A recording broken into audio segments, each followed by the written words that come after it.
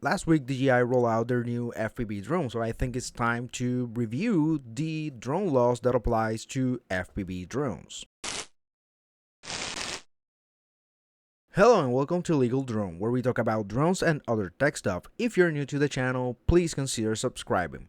Before we begin, as always, this is not legal advice. So last week, DJI rolled out their new drone, and especially in my social media, I got a lot of questions about what kind of laws or regulations apply to FPV drones. So I am going out of my video schedule to do this video on FPV drones laws and regulations. So the first thing that I'm going to say is that I don't own an FPV drone. I don't fly FPV drones, and I don't think I can fly FPV drone. I don't think I have these skills to fly FPV drone. But if you are, then go for it. I mean, don't let anyone discourage you on doing something that you want to do. So there is a basic difference between regular drone flying and FPV drone flying, and it is basically that with a FPV drone you are using goggles. That's the main difference when it comes to rules and regulations, the usage of goggles to fly your drone. So guess what? The thing that the FAA is going to look out when you are flying an FPV drone is the visual line of sight. So whether you're flying as a recreational pilot or a commercial pilot, the rules and regulations are the same. The main difference is that for the recreational pilots, there is a law that is the one that applies, and for commercial pilots, it's Part 107. So to get that out of the way, the exemption for recreational flyers is codified at 49 U.S. Code 44809, and it's part of the FAA Reauthorization Act of 2018. So this is a act of Congress that is the one that regulates recreational flying, as opposed to Part 107, that is the set of rules that the FAA made for commercial pilots. Now, the administration that regulates, the airspace is the FAA. So the FAA is the one that is going to enforce both the law and the regulation. So their interpretation of both, it's going to be the same. So during the process of the FAA's Part 107 regulation process, there were some things that a few organizations had concern, and that it was flying within the visual line of sight. That as a FPV drone pilot, you wouldn't be able to see the surroundings of your aircraft, so you wouldn't be able to see obstacles around the aircraft, and that was the main concern for FPV drone pilots. So what the FAA did is that they put a requirement of a visual observer when you are flying an FPV drone. So if you are flying an FPV drone using your FPV goggles, then you need to have a visual observer when it comes to flying. So that's the main difference between non-FPV drone pilots and FPV drone pilots, the requirement of a visual observer. Now, if you are flying as a non-FPV, it is recommended to have a visual observer, but it's not a requirement to have a visual observer. Now, what is a visual observer? So a visual observer is someone that can communicate directly with the pilot to tell him if he see any obstacle in the airspace or around the aircraft. And as an FPV pilot, you need someone telling you those things, because you're only going to have one look, and that look is going to be through your drone's camera. Then you're not having a 360 vision of your aircraft, so you wouldn't be able to see obstacles, for example, at the back of the drone or on the sides. There is no a number requirement for visual observers, but you can have 1, 2, 3. It can be a 5-person operations.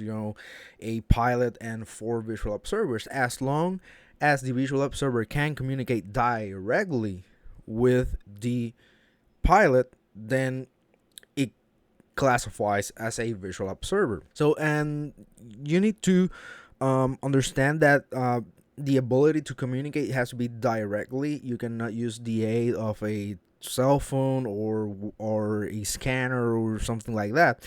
You have to be able to communicate directly with the pilot. So the pilot has to be able to hear you when you're standing. So it doesn't have to be right next to you, but it has to be close enough so that the pilot can listen to the visual observer. So the next thing is how the visual line of sight is defined. If you look at the executive summary for Part 107, you will see that some organizations propose a fixed distance number as a visual line of sight requirement. Now, the FAA said that they couldn't establish a fixed number, a fixed distance number for the visual line of sight, because that's gonna change depending on the conditions, weather conditions, the drone that you're flying, the color of your drone.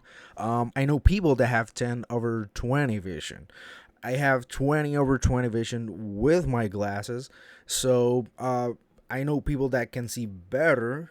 Better far-sighted seers than me, and that's another thing that will influence on the distance of the visual line of sight. Other than glasses, you cannot use binoculars or other thing that will aid your vision. So basically you have to be able to see the drone with your naked eye at a particular moment. And how does these visual line of sight requirements apply? Well, they both apply to the pilot and to the visual observer.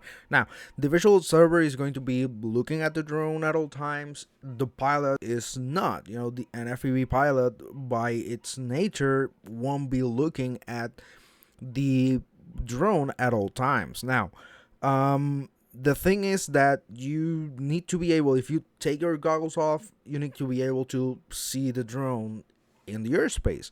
So that's a requirement for a drone pilot when it comes to the visual line of sight. So other than the visual line of sight, there are other major differences between there's rules and regulations that apply to FPV drone flyers and to regular drone flyers. You need to follow the same requirements for registration. For if you're flying commercially, then you need a Part 107. There are a lot of things that are the same. The rest of the regulations are the same. You cannot fly over people. All those things apply the same, whether you are flying an FPV drone or not. The other thing that you need to consider is reckless flying. By the nature of an FPV drone, you're going to do some moves that you may not be able to do with a regular drone.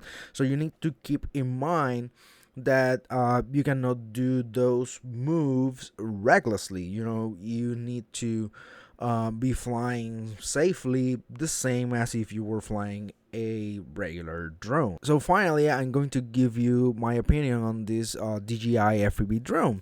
I think a lot of people are going to buy the drone because it is a DJI product, and a lot of people wanted to get into FPV drones for a long time, but didn't want to go through the hassle of building the drone, setting up the drone, doing the communications between the remote and the drone. Those things are a little bit complicated at the beginning. But my major concern is that we're going to start to see accidents. People are going to fly this drone. They're going to have accidents with the drone. And I don't know, if you're flying this drone as well as any other drone, you're going to be liable for the damages that you cause. But I think this drone is going to be more prone to accident that other drones.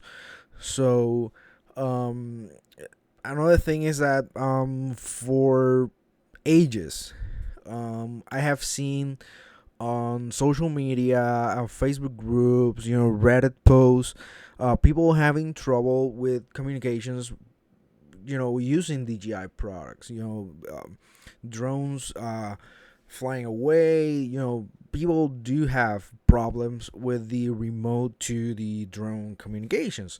So I don't know if this drone is going to bring those problems also, but remember, you're flying your drone doing, moves that you are not used to do with any other drone. And if you lose communications, I don't know if the drone is going to fall. There are a lot of things that you need to consider when buying, these drones and when flying them. So if you're flying these drones, in places that there are a lot of people, or vehicles close to a road or a highway, then you need to be more careful in case those things happen, because this drone, because of the moves that people are going to be able to do, is going to be more prone to accidents. So you need to keep that in mind when flying this drone and any other drone. So my recommendation always is, fly safe. So I think that's all for this video. It's a short video. I went out of my publishing schedule. I had another video for this week, but I really thought that this needed to be done. I got a ton of questions in my social media about these, so it's better for me to answer using a video rather than answer questions directly. So thanks for watching. If you like this video, hit that like button.